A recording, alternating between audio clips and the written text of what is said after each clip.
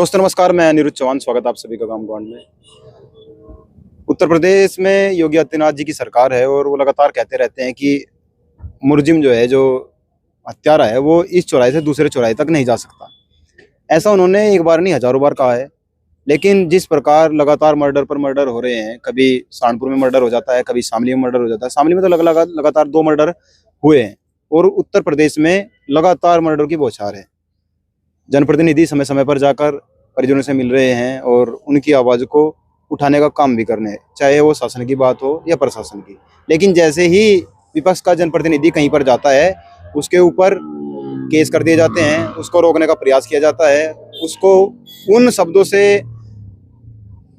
का प्रयोग किया जाता है जो हम यहाँ कैमरे पर बोल भी नहीं सकते। अभी आपने देखा होगा, इकरा हसन जो कैनेडा से सांसद हैं, वो सहारनपुर पहुंची। उसके बाद कोई हिंदू रक्षा दल का व्यक्ति है जो लगातार इस तरह की बातें कह रहा है जो कहने सुनने से भी परे हैं। आप घर में, आप महिलाओं के सामने, पुरुषों के सामने उन शब्दों का प्रयोग नहीं कर सकते।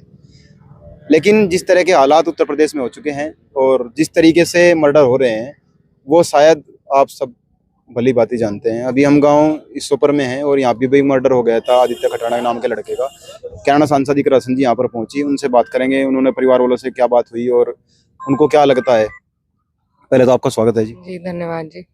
आज यहाँ पे आइए, मतलब क्या आपको लगता है, क्यों इस तरह के हालात पैदा हो रहे हैं? देखिए, हम तो सोच रहे थे कि बहुत अच्छा लॉ एंड ऑर्डर चलता है। भाजपा वाले कहते हैं, आप लोग भी हमसे यही पूछते हैं कि भाजपा के राज में लॉ एंड ऑर्डर बहुत अच्छा चलता है। लेकिन जैसा हम देख रहे हैं मेरे लोकसभा क्षेत्र में ही, ये तीसरी चौथी घटना अभी हाल फिलहाल की हो गई है। तो जिस तरीके से लगातार लॉ एंड ऑर्डर की धज्जियां उड़ा रखी है और ना तो कोई गिरफ्तारी हो रही है और ना संतुष्टि के उस पे कोई कार्रवाई हो रही है।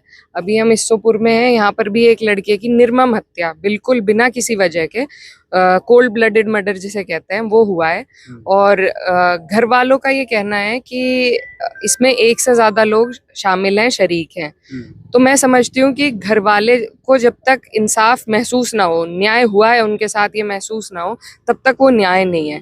तो हमारी मांग यही है प्रशासन से कि वो सख्त जांच करे और इस तरीके से जांच करे कि घर वालों की संतुष्टि हो सके और उन्हें न्याय मिल सके। तो यही हमारी मांग है। बाकी वहां तक पहुंचते हैं अगर इंसाफ मांगने, तो जिस तरीके से प्रताड़ना हो रही है विपक्ष के लोगों की या जो गरीब लोग हैं, जो देखिए, अमीर की हर जगह सुनवाई है, अमीर अपना काम करवाई लेता है। ये जितनी भी हत्याएं हुई हैं जिसमें बुजुर्ग महिलाएं जो परेशान हैं, चाहे वो कश्यप समाज की हो, चाहे वो यहाँ गुज्जर समाज की हो, या अन्य कोई भी ऐसा मामला हो, एक दलित समाज के लोग हैं उनके साथ हुआ है, ये सब गरीब लोग हैं, कमजोर दबे हुए लोग हैं, इसीलिए इनकी सुनवाई नहीं है। कोई अगर पैसे वाली अच्छे लोग हों तो वो तो दफ्तर में बैठ के अधिकारियों से बात करते हैं और उनके हिसाब से केस हो जाते हैं। लेकिन जो लोग गरीब हैं उनके पास और कोई रास्ता नहीं, वो अपनी गुहार लेकर जाते हैं और फिर उन्हीं लोगों पर, जैसे हमारे साथ हुआ, जो मोनू कश्यप की माता जी हैं, हम लोगों के साथ जब हम उनके साथ गए उनकी आवाज उठाने, तो गुहार लगाने वालों पे ये हमने पहली बार देखा है कि फरियादी पर ही आपने कार्रवाई करी, उन्हें जेल भेजा और अब दूसरी कार्रवाई में एफआईआर कर दी है। तो ये इंसाफ है, ये न्याय चल रहा है यहाँ पर कि फरियादी जो जाएगा, हम कोई वहां पे किसी हत्याकांड में से किसी का नाम निकलवाने नहीं गए थे, कोई अनावश्यक दबाव बनाने नहीं गए थे, सिर्फ ये आश्वासन लेने गए थे कि निष्पक्ष जांच हो। जब अधिकारी 2 शब्द ये भी ना कह पाए कि जी हाँ हम निष्पक्ष जांच करेंगे, तो आप समझिए किस तरह की तानाशाही है और ये नौकरशाही जो है, ये किस तरीके से तानाशाह हो गई है और किस तरीके से गरीबों पे जुल्म ढा रही है। अच्छा, 2 रोज पहले जब आप सहारनपुर पहुंची तो प्रशासन ने उसके ऊपर, आपके ऊपर एफआईआर भी कर दी है, उसके बारे में आप क्या कहना चाहेंगे? देखिए, एफआईआर से तो हम डरते नहीं। अगर प्रशासन को लगता है कि एक एफआईआर करने से मैं अपने लोगों के साथ खड़ा होना छोड़ दूंगी, मैं गरीबों की आवाज उठाना छोड़ दूंगी, मैं इंसाफ के लिए लड़ना छोड़ दूंगी, तो अभी से मैं कह देती हूँ, कान खोल के सुन ले, ऐसा बिल्कुल नहीं होने वाला है। हम अपनी लड़ाई और मजबूती से लड़ेंगे, इन सब चीजों से हमारे पे कोई फर्क नहीं पड़ता है। अच्छा, मैं देखता हूँ कि लगातार आपके ऊपर कोई ना कोई व्यक्ति आकर ऐसी टीका टिप्पणी कर देता है जो देखने लायक नहीं होती है। बार बार इस तरह के लोग, उनके बारे में आप क्या कहना चाहेंगी? क्या आप प्रशासन से मांग करेंगी कि ऐसे लोगों के ऊपर भी कार्रवाई होनी चाहिए? देखिए करनी तो चाहिए, लेकिन हमें कोई खास उम्मीद अपने लिए तो है नहीं इस प्रशासन से, ना इस सरकार से है। प्रोटोकॉल हो या इस तरह की जो टिप्पणी करने वाले लोग हों, बहुत लोग हैं, कई बार हम शिकायत दे भी चुके हैं, कोई कार्रवाई उन पर नहीं होती है। जो फरियादी हैं, जिनका बच्चा मर गया है, वो हमारे साथ चले गए तो उन पर कार्रवाई हो जाती है। तो हमें जो एक कानून व्यवस्था में ये जो दोहरी चरण चल रहा है, उस पे तो हमें वो हमें पहले से पता है, और अपने लिए मुझे कोई दिक्कत नहीं है, मैं ना अपने लिए कोई मांग चाहती हूँ। लेकिन जो मजलूम है, जिनका कोई अपने घर से, ये सोचिए एक जवान लड़का मर जाए किसी का, तो उस माँ पर क्या बीतेगी। वो तो इंसाफ की गुहार के लिए गई है, उन लोगों को इंसाफ मिलना चाहिए। हम तो जैसे कैसे भी है अपना टाइम काट ही लेंगे। अच्छा, आप सहारनपुर पहुंची, आपके भाई नाहिद हसन जो कनाडा से विधायक हैं वो भी लगातार क्षेत्र में घूम रहे हैं, तो आपको नहीं लगता और भी जनप्रतिनिधियों को आना चाहिए मैदान में इस तरह की लड़ाई लड़ने के लिए?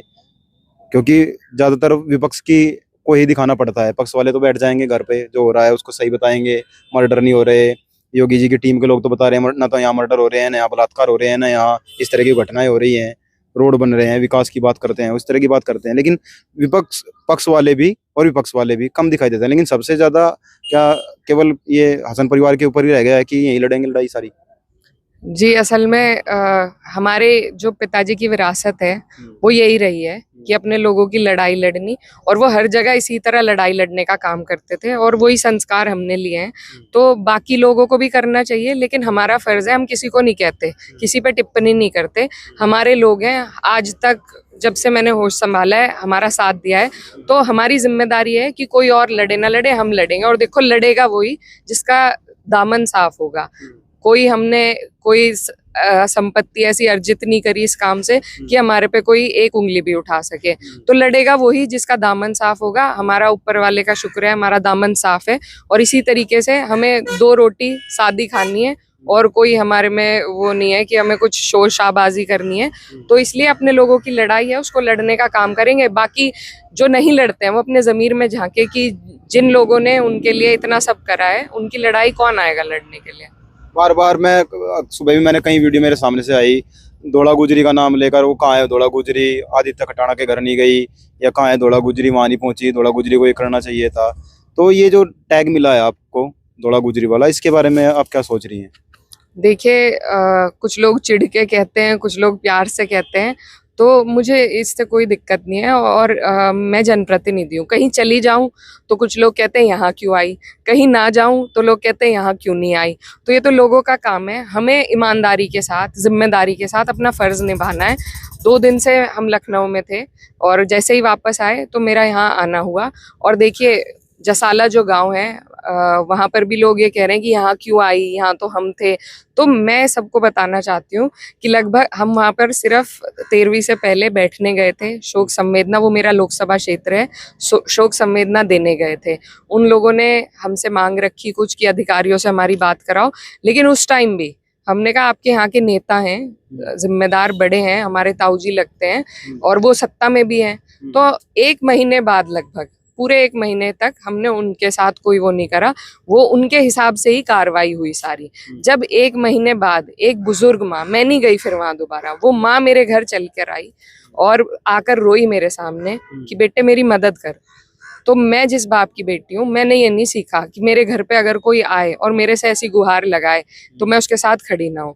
उसके बाद मैं उनके साथ यहाँ पर आई, और फिर अगर कोई अधिकारी एक चुने हुए सांसद के साथ गए हुए लोगों के साथ अगर बदतमीजी कर रहा है, तो वो बदतमीजी मेरे साथ है। तो मुझे अच्छी नहीं लगी कि जिस तरीके से डीआईजी साहब ने माताजी से बात करी, उनकी बात को सिरे से खारिज करके वो बेचारी वहां से रोती हुई निकली। वो उनका सम्मान के साथ खिलवाड़ नहीं था, मेरे सम्मान के साथ खिलवाड़ था, और इसीलिए हमने फिर वो पूरी लड़ाई लड़ने का काम करा।